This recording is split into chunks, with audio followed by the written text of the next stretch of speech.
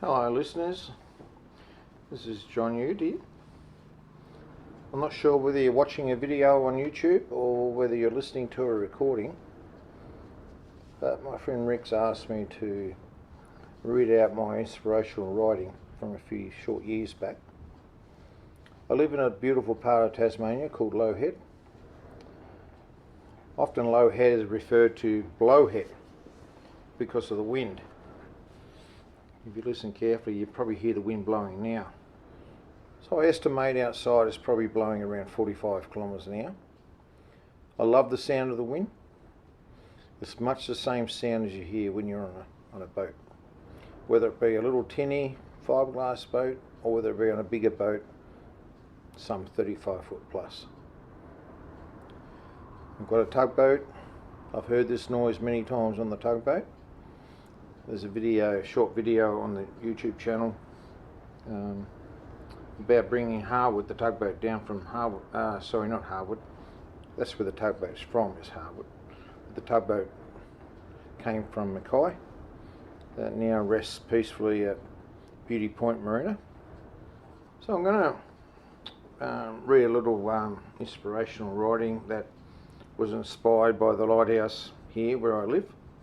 Back in 2018 when I used to do regular exercise walks. Those walks used to last about 2.5 hours. Used to walk to the Lighthouse along the East Beach to a bluff and then make my way back home again. Well, one particular day in 2018 I felt all these lovely words and meanings come into my head. And I thought, oh, that's interesting, I might write that down when I get home. This little voice, I call it my angel, said, no John, take a seat on the beach and start writing it down now. So consequently I sat on the beach and wrote an email to myself. So this is that writing, and here we go. My life feels like a lighthouse. 29th of July 1958. Two people inadvertently set in motion the beginnings of a new lighthouse. 9th of January 1959, they got married, so the plans of this lighthouse could be formally introduced to the world in approximately 6 months. On the 29th of July 1959, the lighthouse plan came into the world. It didn't take long before the lighthouse began to take shape. The lighthouse designers combined their DNA, resources, adjusted their lives from what it was to a new direction to enable the lighthouse to grow and become what was ordained by the original chief designer, who I will call God. A location was chosen with a foundation that could withstand the weather and human interference. The lighthouse took shape over 16 years, and many marvelled at its fine construction, looks and internal fit-outs. On the 13th of October 1975, the lighthouse was left alone to become what every lighthouse is, a tower of strength that hopefully would be strong, last many years, save lives and nurture those close by or living within. As with all lighthouses, they need attention, maintenance, visiting and the odd update or fit-out to stay up to date with what we call society. Over the years, no matter where lighthouses lived, their needs were met and they enjoyed human contact in exchange for always being a beacon of light for others. Then technology came along. Life became very busy as the lighthouse continued to be there for others and not so much for himself. Progress introduced a means for making the lighthouse ever more reliable and saving costs at the same time. This meant no one needed to live with or in a lighthouse anymore. Then people slowly stopped visiting, forgot where the lighthouse lived, and even why the lighthouse existed where it was built. Some lighthouses are lucky today. They've got the same ageing running gear as other lighthouses, but are fortunate to be close to transport and not too distant for a visit. Some are visited on Sundays, some daily, but sadly many are too far away or not popular for visitation anymore. My lighthouse is soon to turn 59 years old. My foundation remains strong, Running gear is aging, paintwork lacks lustre from the younger years, but I still shine a good light if you visit me within 18 miles. My fears are how to continue functioning when most days are so lonely and empty. I too enjoy human contact and once enjoyed the visits. I still shine a light, but even the ships are showing early signs of not needing me as much. Those were the days when the sailing ships communicated with flags, horns, loud voice, and even foghorns. Yes, that's right. If the ships couldn't see us, we would attempt to communicate with foghorn stations, to hear without relying on sight. Now ships are like people. They now have technology provided by satellite, GPS, long-range radio, and expert navigation equipment. Will the ships soon not want me to?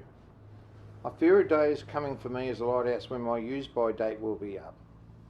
My light will run out of energy, lack of parts, grow obsolete, be left to neglect amongst the elements. So, hello listeners. That was a visitor over something trivial, and they've gone now. So, like my lighthouse story, not too many people visit my lighthouse anymore. Sorry about that. I'm going to try and pick up where I finished off the last reading. My light will run out of energy. I'll go back. I fear a day is coming for me as a lighthouse when my use-by date will be up. My light will run out of energy, lack of parts, grow obsolete, be left to neglect amongst the elements, whereby sealing my fate of no more visitation or need to live. I'm feeling a need to find a lighthouse support group before my light runs out of time. I always thought I was the only lighthouse in this beautiful world, but I learnt by listening to others that there were other lighthouses in the world like me. I don't want my light to be turned off or no longer feel unneeded by society. I would even be happy to shine my light for free with the most minimal attention, so I could feel I still have something to give. Maybe the other lighthouses can shine the way for me. I look strong still, a little weary, in need of some attention, but not too much. I would love to share a little about my life as a lighthouse, both from within and on the outside, with my many stories and experiences. Maybe a lighthouse support group is the key. I've now found a lighthouse support group only an hour away.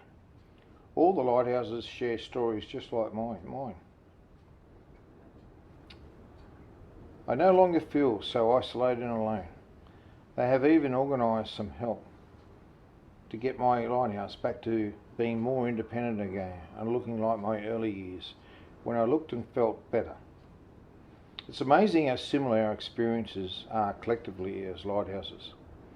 There were even lighthouses that used to be living on deserted islands and situated long distances away. They are very lucky as they have been moved closer to other lighthouses for support through maintenance and social interaction programs. Things are looking better for me these days as a lighthouse, but I do miss the days when I was in my prime with a purpose. My light is now growing dim. The people who set in motion the plans to build a lighthouse don't visit me anymore. They too are growing old, and I thank them for bringing me into existence. I will soon be welcomed by the chief designer who will shine his light to guide me to the next life. I thank God for his design work and for giving me a life with purpose. I hold no resentment, grudges, or anger to anyone in this world. Now that I have met other lighthouses, we can shine our lights on each other to comfort each other, as each of our lights must extinguish one day. Written by myself, John Yu, inspired by Lowhead Lighthouse and Fog Station. 8th of July 2018. Listeners, may I say thank you for allowing me to read that to you. It is a great sadness that I must say that the original lighthouse designers, being my parents, one is only left, and that is my father. Sadly, we are estranged, and the two do not meet or visit anymore. Not by my plan or wish or design, but such is life. All of our parents must depart and move on one day. My dear mother died in 2020, late last year, at the great age of 86. I, in fact, was at sea on my tugboat, the Harwood, coming down from Mackay, and I was near Flinders Island when she died. I wrote a little eulogy to my mother when I was off Flinders Island, and it was inspired much the same as this writing. My inspiration for life today is especially centred around mental health, and would give me much delight and much pleasure to know one day that if 1, 2, or even 3 were touched in such a way by some of the many videos and writings and talks on the YouTube channel MV Reef Explorer, then myself as a lighthouse may still have a purpose to keep shining. So thank you for allowing me to read this and to say those few added words at the end. Cheerio.